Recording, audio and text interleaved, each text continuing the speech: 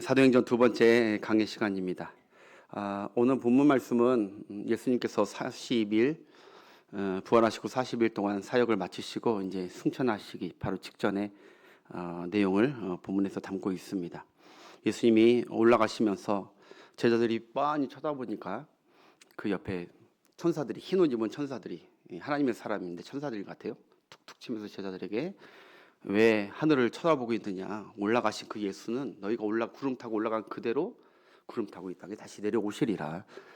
그렇게 말씀하신 내용, 아주 유명한 본문이죠. 여러분, 예수님께서는 올라가신 그대로 다시 내려오실 줄 믿습니다. 우리가 반드시 재림하실 것이고 예수님은 약속하신 것은 반드시 이루시기 때문에 우리 약속 붙들고 나머지 인생을 약속 중심으로 살아야 될 것입니다. 이 말을 예수님이 구름 타고 올라가셨는데 구름 타고 다시 내려오실 것이다, 이 말을 알레고리적으로 잘못 해석해가지고 가르쳤던 신학자들이 있습니다. 그 네덜란드의 한 신학자는 모든 이단에 영향을 주었는데, 그 사람이 무엇이라고 얘기했느냐, 스테판 바비인가 하여튼 그런 사람인데, 그 사람이 뭐라고 했냐면은 이 말씀은 예수님께서 올라가신 것처럼 다시 내려오실 때 예수님은 말씀으로 계시로 내려오실 것이다. 그래서 우리가 말씀을 전파하거나 예수 그리스도를 전파할 때 예수님이 그때 재림이 있는 것이다. 재림으로 어떻게 보면은 말이 그럴 듯하죠. 해석이 그럴 듯합니다. 근데 전혀 다른 말입니다. 예수님은 말한 그대로 다시 오실 것입니다. 여기뿐만 아니라 누가복음이나 수많은 곳에서 예수님은 다시 이 땅에 심판주로 오실 것을 얘기했는데, 이런 알레고리죠. 이상한 해석을 해가지고 또 그렇게 또 막 믿고 따르는 자들이 많습니다. 또 안산홍 같은 경우는 통일교 아시죠? 안산홍 같은 경우는 이것을 또 오역을 해가지고, 그래가지고 예수님이 초림 때처럼 재림도 육신을 입고 오실 것이다. 마지막 때 육신을 입고 오실 것인데, 육신을 입고 다시 태어나서, 다시 어릴 때부터 태어나서 다시 하실 것인데, 심판주로 하실 것인데, 그게 바로 자기다. 내가 재림 예수다. 그 재림주라고 자기가 재림 예수라고 하는 거예요. 그래서 내 말을 들어야 구원이 되고 내 뜻을 거역하면 심판이다. 다 이거 오역입니다. 여러분, 말씀 그대로 믿게 되는 여러분 되시길 바랍니다. 이상하게 해석하는 거 따라가면 안 돼요. 그대로 예수님 뭐다로 이걸 성경에서 이걸 굳이 비유로 하겠습니까? 정확한 사실인데, 앞으로 반드시 일어날 될 일인데, 요거는 일단 이렇게 가볍게 그냥 넘어가고, 여러분들은 다 이단에 속하지 않을 거라 저는 확신을 합니다. 아무튼 예수님은 주님 다시 오실 날을 우리 알 수 없으니 항상 기도하고 깨어 있어서 구름 타고 다시 오실 주님, 나팔 불 때 나의 이름, 주님을 대망하면서, 마라나타 주님을 고대하면서 신앙생활 승리하시는 여러분 되시길 바라겠습니다. 아무튼 오늘 이제 곧 예수님께서 이제 승천하시는 이 이야기인데, 여러분, 우리가 지금 성경을 알았으니까 이제 예수님이 곧 승천하시겠구나, 이렇게 우리가 이제 미리 아는 것뿐이지, 여러분 지금 제자들과 주변에 500명 사람들 주변에 목격자들은 예수님이 지금 승천할지를 모릅니다. 계속 같이 있을 줄 알았다는 거예요. 우리야 뭐 이게 그 다음에 승천하시겠지, 제자들이 왜 이렇게 뭣도 모르나 이렇게 하겠지만 우리의 은혜죠. 근데 당시 한번 바깥에서 생각해 보세요. 이 제자들은요, 예수님이 부활하신 후에 드디어 다윗의 예언으로 오신 이분이 진짜 이스라엘 나라를 회복하고 이 땅을 로마에서 해방시키고 이 땅을 하나님 나라로 다시 재건하시는 메시아 주가 되시겠구나, 우리하고 계속 같이 있고 우리 옆에 한 자리 한 자리씩 주면서 재림에 죽었다가 살아나신 분이니까 이거는 능력을 보여주셨구나, 하나님이신 거, 이렇게 오해를 했단 말이에요. 예수님이 지금 곧 승천하실 테인데 이것을 알지 못했다는 거예요. 예수님은 엘리야처럼 곧 하늘로 승천할 것을 제자들이 전혀 몰랐습니다. 근데 여러분, 예수님이 이미 요한복음 16장에 내가 다시 3일 만에 부활한 후에 그리고 너희에게 보인 후에 다시 떠날 것이라고 분명히 말씀하셨었거든요. 제자들에게 내가 부활한 후에 계속 너희와 있겠다라고 하지 않았어요. 부활한 후에 내가 다시 떠날 것이다, 아버지께로 갈 것이다, 내가 너희와 함께하지 않을 것이고 떠나는 것이 너희에게 오히려 유익이다. 분명히 얘기한 거 기억나시죠, 여러분? 제자들은 이걸 까먹은 거예요. 잃어버렸어요. 내가 떠나요. 왜냐하면 내가 떠나는 것이 너희들에게 왜 좋냐? 내가 떠나야 약속하신 성령이 와서 너희가 나처럼 권능으로 승리하며 살 수 있다. 그래서 너희를 위하여 내가 떠나는 것이고 너희를 위하여서 내가 성령을 보내줄 것이다. 그 약속을 하고 있는데 제자들은 지금 엉뚱한 생각을 하고 있었다. 제자들은 예수님의 예언과 약속의 말씀을 잊었습니다. 예수님이 앞으로 계속 자기들과 함께 할 것이고 드디어 로마를 몰아내고 이스라엘 회복을 이루어낼 것을 기대하고 있었습니다. 여러분, 우리가 지난 시간에 배웠지만 예수님께서 40일 동안 머물면서 40일 동안 있는 이유가 세 가지라고 했어요. 예수님 자신이 부활의 주라는 것을 보여주기 위해서, 또 하나가 하나님의 나라의 일을 말하기 위해서 40일 동안 실컷 하나님의 나라의 일을 이 땅 나라의 일이 아니라 하나님의 나라의 일을 얘기했어요. 그리고 마지막에는 성령을 부어주시기 위해서, 기다리라고 하기 위해서, 이 세 가지를 위해서 있었거든요. 중요한 게 하나님의 나라의 일을 40일 동안 실컷 들었는데, 여러분 제자들은 다 듣고 나서 6절에, 오늘 첫 절에 완전 동문서답합니다. 6절 한번 볼까요? 6절 본문 6절 한번 띄워주세요. 시작. 그들이 모였을 때 예수께 여쭈어 이르되 이때입니까? 아멘. 그러니까 이들의 관심은 하나님과 주님과의 완전 핀트가 완전히 다른 거예요. 하나님의 나라의 일을 실컷 들어도 자기들의 지금 관심은 이 땅 나라의 일들입니다. 이 땅 나라. 주님은 우리들이 주님의 나라의 일들을 함께 꿈꾸며 이제 준비하며 나아가길 원하는데 아직도 이 땅 나라에 연연하고 있습니다. 자기들을 통해서 일어날 하나님 나라와 회복에는 제자들은 정작 관심이 없습니다. 그렇게 40일 동안 우리 주님이 얘기하셨는데도 여전히 이들의 관심사는 이 땅 나라고 자기 문제의 회복이 이들이 더 시급하고 궁금한 거예요. 자기의 문제 해결. 사랑하는 여러분, 이거의 제자들만의 문제인 것 같지는 않습니다. 바로 우리도 여러분 매주 성경과 설교를 통하여 우리는 하나님 나라의 일을 듣습니다. 할렐루야. 제가 세상 나라의 일을 얘기하나요? 성경을 통해서 하나님 나라, 하나님의 뜻, 하나님의 대사관으로서 하나님의 일을 얘기한다고요. 이렇게 주님께 하나님의 나라의 일을 우리가 실컷 듣습니다.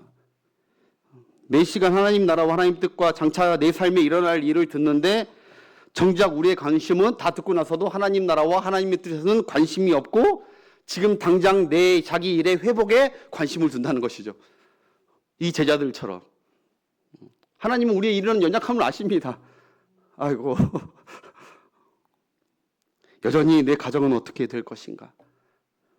내 자식은 어떻게 될 것이고, 내 결혼은 어떻게 될 것이고, 내 앞날은 어떻게 될 것이고, 내 사업과 내 건강은 어떻게 될 것이고, 내 나라와 내 문제는 과연 앞으로 어떻게 될 것인가? 계속 이렇게 어려운 가운데 있을 것인가? 우리는 여기에 집중을 하고 있다는 것이죠. 주님이 무슨 말씀을 하시던 남들이 뭐라고 하든 자기 생각에 꽉 차 있어서 자기 문제, 자기 듣고 싶은 얘기만 들으려 하니 동문서답 인생이 되는 거예요. 주님은 앞으로 장차 될 일을 우리가 성경을 읽을 때나 아니면 설교를 들을 때 주님은 그 일을, 정말 중요한 일을 말씀하셨는데 우리는 듣긴 들었지만 40일 동안 듣지만 여전히 내 나라는 어떻게 될 것입니까? 그래서 이 일을 어떻게 풀라는 것입니까? 거기에 몰두하고 있다는 것이죠. 저도 간혹 그런 경험을 합니다. 설교 후에 올라가면요, 때로는 가끔 어떤 성도님이 올라와서 목사님, 내가 그런데 이 일을 어떻게 해야 되죠? 이 문제를 어떻게 해야 되죠? 내 남편이 이 일을 버렸는데 이거 어떻게 해야 되죠? 방금 전에 어떻게 해야 되는지 하나님의 말씀을 통해서, 종의 입술을 통해서 하나님의 말씀을 들었는데, 하나님 나라의 일을 들었는데 다시 올라와서, 예배 전에 그걸 모르지만 끝나고 올라와서 어떻게 해야죠? 기도 좀 해주세요. 기도보다 중요한 게 하나님의 말씀을 믿고 순종하는 거 아닙니까? 거기에 역사가 일어나는 거 아닙니까? 하나님 그렇게 풀어가기 원하는데 우리는 하나님의 뜻은 뜻이고 그건 딴 나라 얘기고 나는 당장 이걸 빨리 해결받아야겠다는 것이죠. 안타깝지만 그 교인 여러분 성령의 사람이 아니고 성령 충만한 성도가 아닙니다. 여러분 성령 충만하지 못하면 설교를 내게 일어날 계시와 관심으로 듣지 않습니다. 그러나 성령 충만하면 내가 곧 일어날 계시와 약속으로 그 말씀을 듣고 믿게 됩니다. 성령 충만한 사람은 말씀 안에서 답을 찾습니다. 지금 이게 중요한 게 아니라 우리 시선이 내가 갖고 있는 이 관점과 시선과 내 미래가 이것이 아니라 하나님이 내 삶과 내 인생을 이렇게 가기를 원하시는구나. 이렇게 플랜을 짜주셨구나.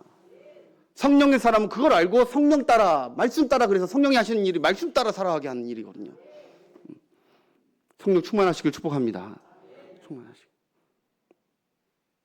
목사가 설교를 풀이를 잘못한 것도 아니고 멍뚱한 얘기하는 것도 아닙니다. 목사는 그냥 준비된 대로 하나님께서 기도하면서 말씀 준비한 대로 그냥 하나님의 뜻을 전하는 것뿐입니다. 근데 그것이 성령 충만한 사람은 그건 내 말씀으로 받고 계시로 받고 일어날 일로 받고 때로는 긴장할 땐 긴장을 하고 정신을 차리고 회개할 건 회개해야 되고 때로는 담대한 믿음이 생길 때는 믿음으로 담대히 한번 나가보고 그게 성령의 사람들이라고요. 성령의 사람. 그저 복복복만 하는 게 아니라 아무튼 여러분 이랬던 제자들이 성령 충만 받은 후에 어떻게 합니까? 그들이 더 이상 자기 나라, 이 이스라엘 나라에 관심을 가졌습니까? 안 갖습니까? 관심 안 갖습니다. 성령 충만 받은 후에 사도행전 2장 후에는 그들은 이스라엘 나라에 대한 관심이 없습니다. 오직 하나님의 나라에 대한 일입니다. 그것이 무엇이 가능하게 되었습니까? 성령의 권능으로. 성령 충만받, 성령 세례로 충만하니까. 오직 주의 나라와 주의 뜻에만 관심 갖고 살아가는 것이죠.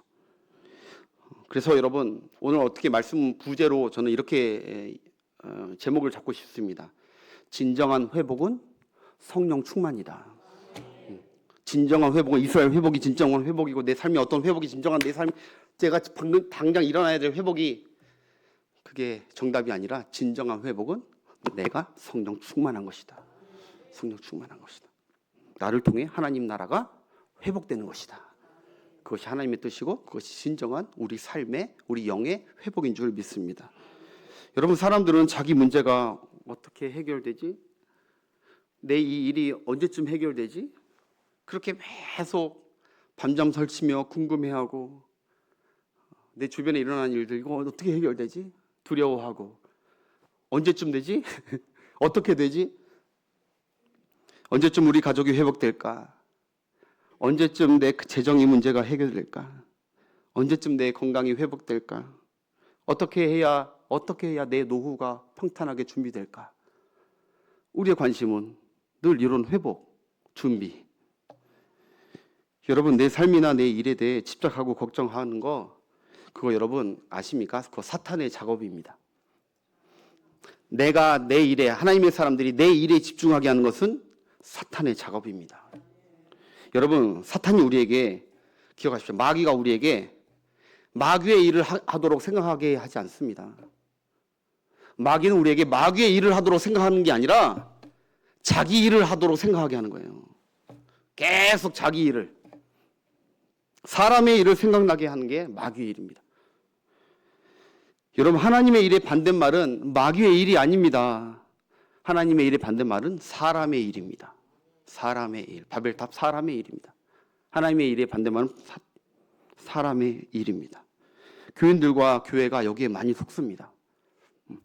우리 사탄이 우리에게 막 무섭게 역사하지 않아서 우리도 괜찮아 이게 아니라 정말 하나님의 일을 방해하는 것은 사람의 일입니다. 사탄이 사람들을 교묘하게 해서 미혹하게 해서 자기 일을 하게끔 하는 거예요. 하나님의 나라의 이 공동체에서 자기 일을 하게끔 하는 거예요.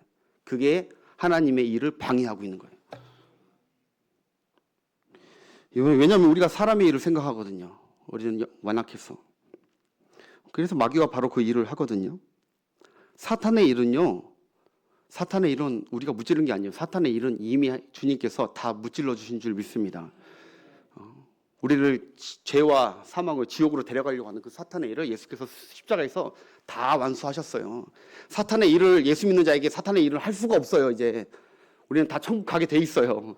그런데 사탄이 지금 이때 계속 우리를 미혹하는 것은 자기 일이 아니라 자기 일은 끝났어, 망했어. 그러나 우리를 통해서 자기 일을 계속 하게끔, 가정에서든 어디선 어떻게든 내 일을 좀 해보려고 하게끔. 그게 사탄의 일입니다. 하나님 나라나 하나님의 일 말고 자기 나라, 자기 일, 자기 회복에만 집중하게 합니다. 여러분, 교회에서 하나님의 일을 하고 주를 위해 헌신하는 것 같지만 어떤 중직자는 자기 일을 하고 있는 사람이 있습니다. 본인은 모릅니다.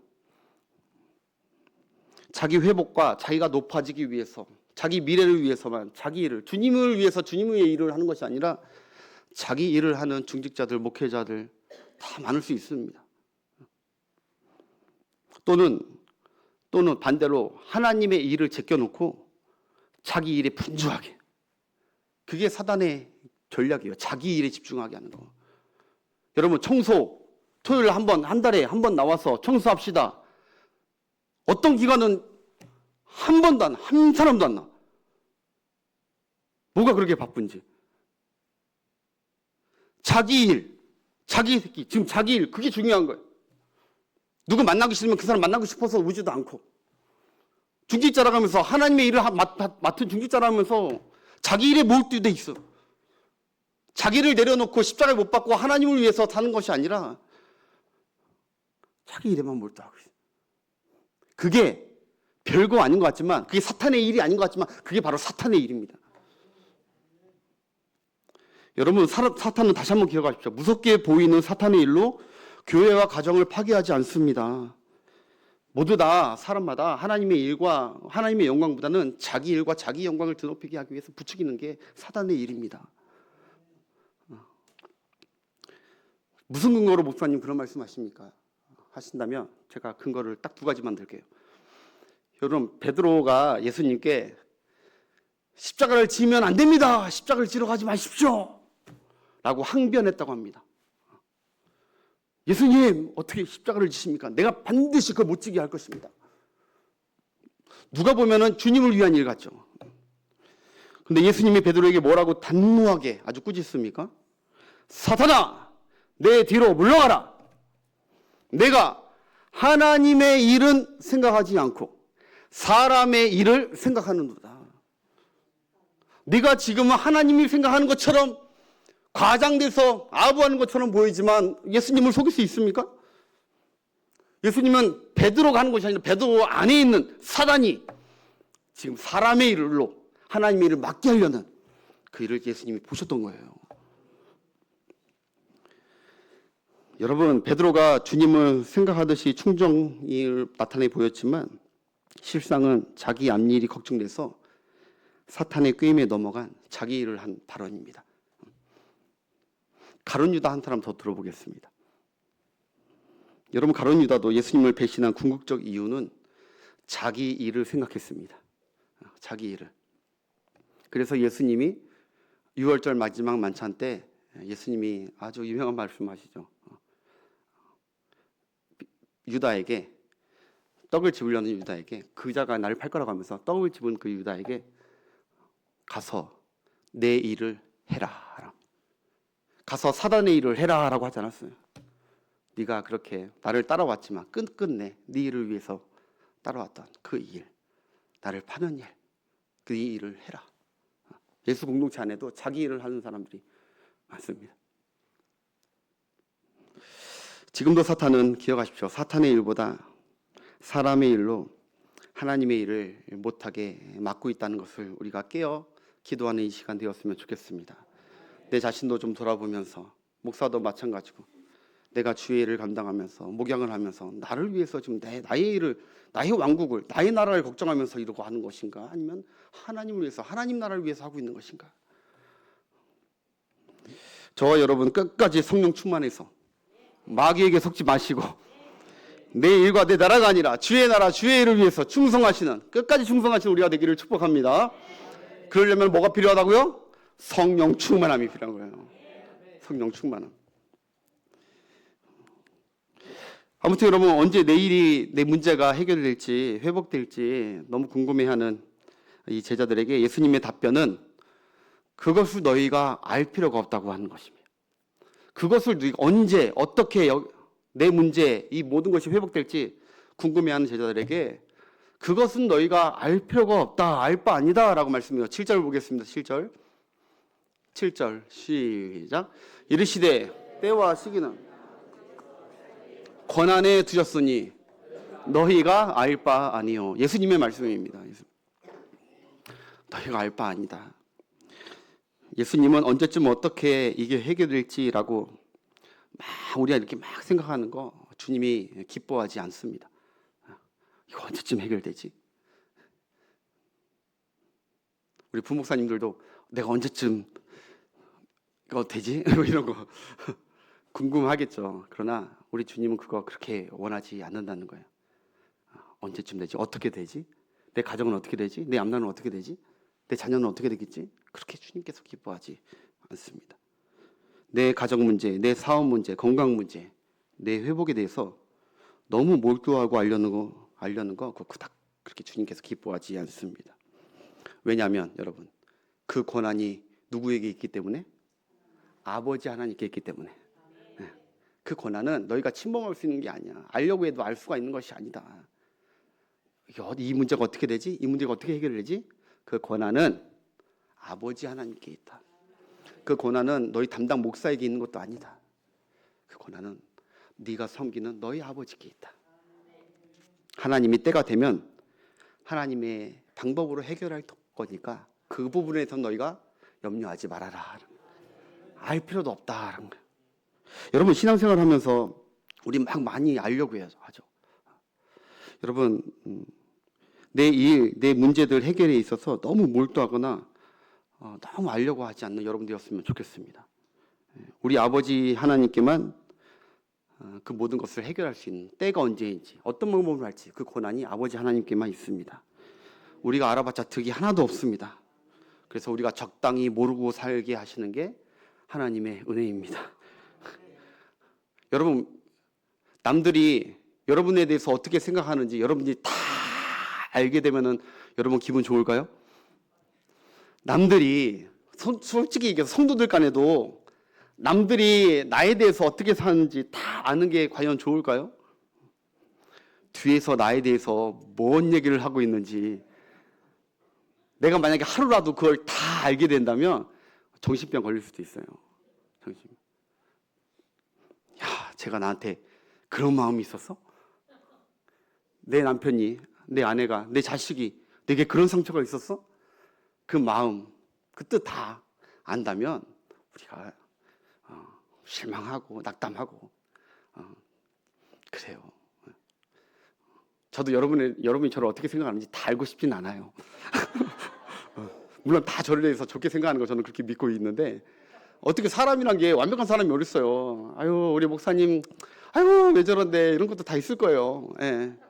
근데 그냥 다 알고 싶지 않아요. 예. 우리 부교육자들도 뭐 저희들 뭐 존경한다고 하지만 왜 없겠습니까? 예. 저도 뭐 부교육자 사역할 때 우리 담임 목사님 왜 그러지?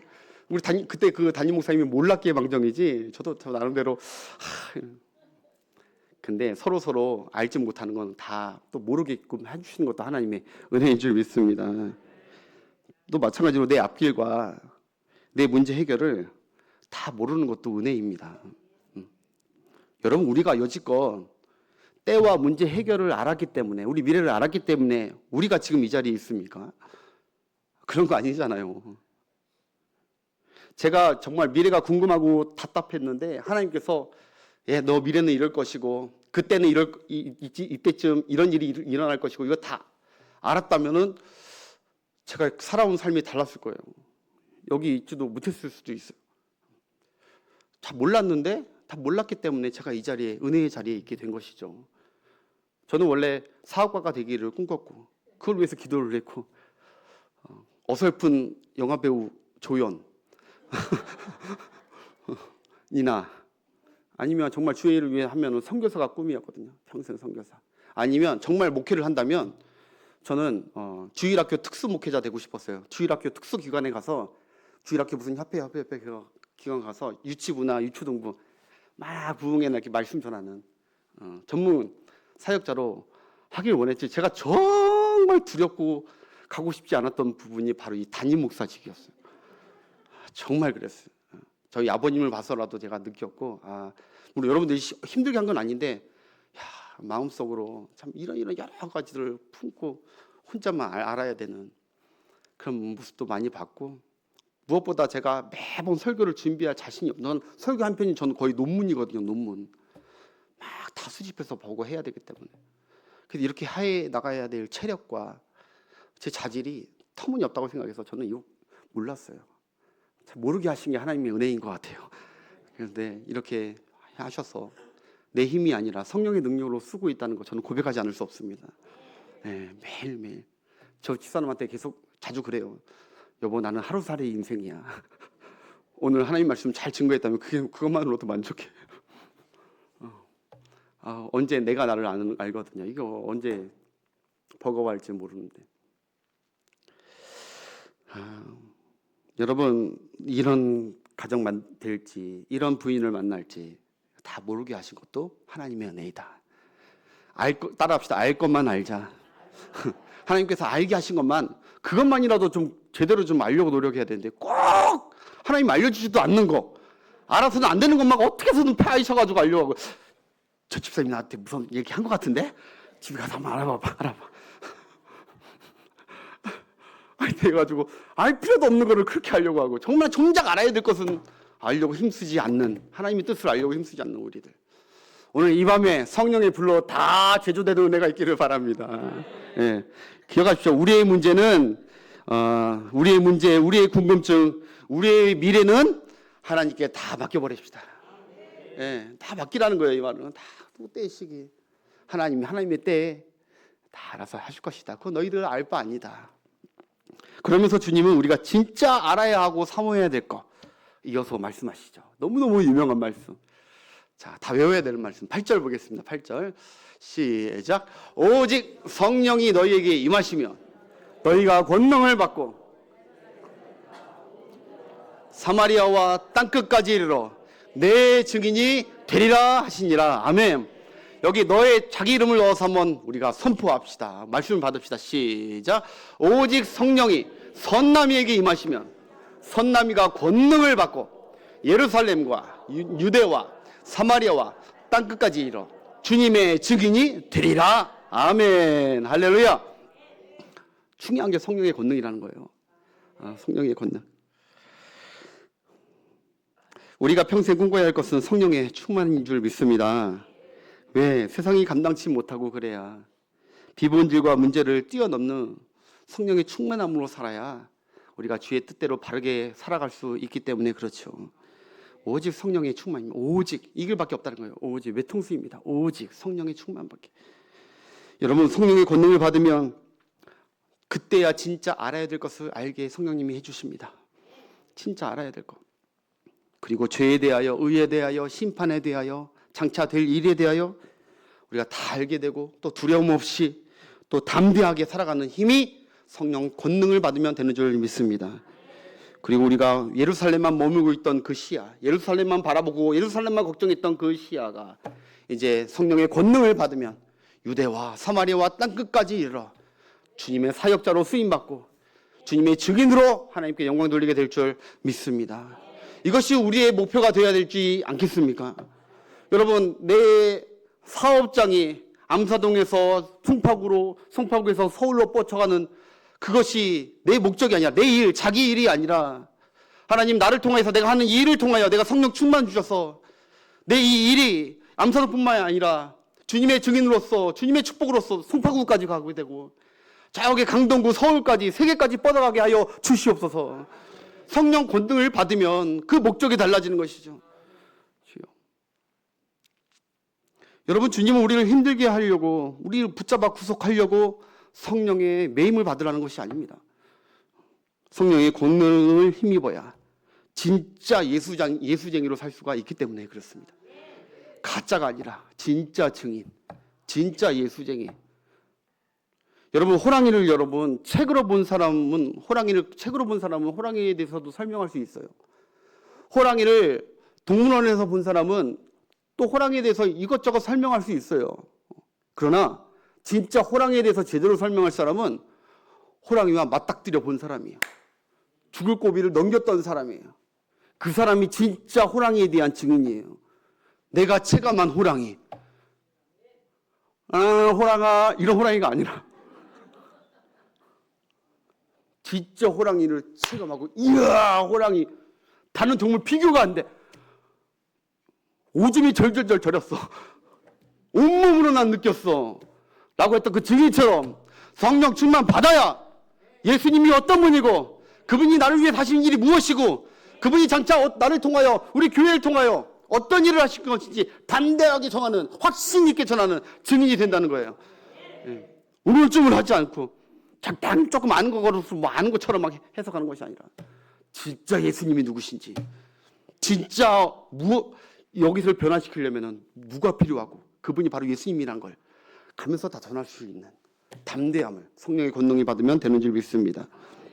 성령의 권능이 없으면 인간의 힘으로 살아가니까 여러분 탈진에 빠질 수밖에 없어요. 성령의 권능을 받아야 탈진 없이 강건하게, 에너지 있게, 열정 있게 우리가 한 걸음 한 걸음 끝까지 나아갈 수, 사도 바울처럼 나아갈 수 있게 되는 줄 믿습니다. 내 나라, 내 문제 해결에만 함몰되지 않습니다. 성령에 충만한 사람은 잠깐 넘어졌더라도 미문의 그 안진뱅이처럼 일어나 걷게 되고 뛰게 되며 다시 돌진하는 거예요. 이 성령 충만한 사람이 어떤 기적과, 여러분, 어떤 기적과 어떤 막 기사와 이런 것들이 성령의 충만함이, 물론 그것도 성령의 권능이지만, 기적이지만 그것이 성령의 충만함이 아니에요. 성령의 충만함은 어떠한 상황 가운데도 예수 그리스도는 나의 구주시다, 인류의 구원자이시다, 당신의 소망이시다, 확신을 갖고 증언할 수 있는 사람이 바로 성령 충만한 사람이에요. 만약에 성령 충만함이 어떤 문제를 다 해결하고 막 큰 부흥이 일어나고 그런 거였다면은, 여러분, 그건 성령 충만함이 아니에요. 여러분, 베드로가요, 성령의 충만함에서 한 번 설교하니까 3,000명이 회개하고 막 부흥이 일어났어요. 성령은 그런 역사가 일어나는 거예요. 그런데 여러분, 스데반이 8장에 보니까, 8장 1절에 보니까 스데반이 성령에 충만하여 나와요. 근데 스데반도 똑같이 설교를 했어요. 그러나 그는 돌 판매지를 맞아요. 그러나 그는 성령이 충만하기 때문에 아버지여, 내 영혼을 아버지께 맡기나이다. 끝까지 예수의 증인으로 살다가 확신 가운데 확신을 놓치지 않다가 담대하게 주님 품에 안긴 줄 믿습니다. 이게 성령 충만이라고요. 문제가 해결되고 다 해결되고 막 집이 없었는데 집이 막 부자가 되고 막 몇 채 사고, 이게 성령의 권능이 아니라 예수 그리스도로 확신하고 확신에 차 있어서 어떠한 역경이 오더라도 예수가 답이다 라고 외치는, 그렇게 살아가는 거. 올 한 해 우리 모든 성도들이 다 이런 성령 충만을 저와 여러분 다 누리는 은총이 있기를 바라겠습니다.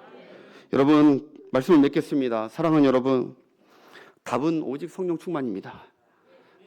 답은 성령의 힘으로, 성령의 권능으로 살아가시는 2006년 되시길 바라겠습니다.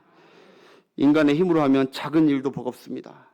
그러나 성령의 권능으로 하면 큰 일도 쉽게 해결됩니다. 성령의 권능. 성령은 불이고요, 성령은 열정이고요, 성령은 전능하신 하나님이시고요, 성령은 생기이기 때문에 절대 성령의 사람은 드라이하거나 건조하지 않습니다. 빡빡하고 건조하고 드라이하고 그러지 않습니다. 성령의 사람은 불의 사람이고 생기의 사람이고 촉촉한 사람이고 담대한 능력의 사람입니다. 누구도 흔들 수 없는 사람입니다. 그런 성령의 충만, 오늘 이 밤에 간구하셔서 저와 여러분 올 한 해 주의 영이 함께함으로, 강하게 도와주심으로 어떤 환경 가운데도 승리하시는, 그리고 해결과 해법을 찾는 여러분의 복된 삶이 되시길 축복합니다.